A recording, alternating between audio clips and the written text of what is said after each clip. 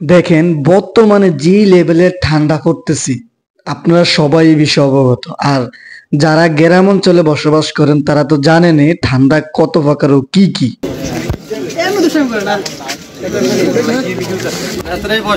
শীতের কাপড় কো নাই নাই শীতের কাপড় লাগবনি শীতের কাপড় লাগবনি কেউ দেয় না তোমারে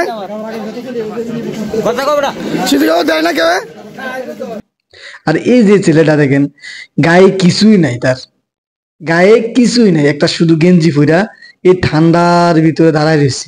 আমার দেখে খুবই খারাপ লাগলো যে আসলে এই ঠান্ডার মধ্যে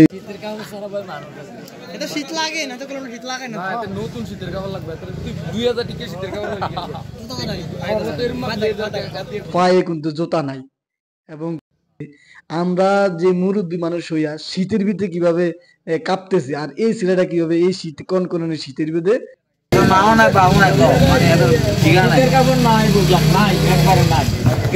যে তোমার কিছু লাগবে না ঠান্ডা কাপড় চোপড় ভাইয়ে আইনা দেই, তো বলতেছে হ্যাঁ ভাই লাগবো আমার ঠান্ডা, তার নাকি ওনার থেকে নাকি ঠান্ডা লাগে।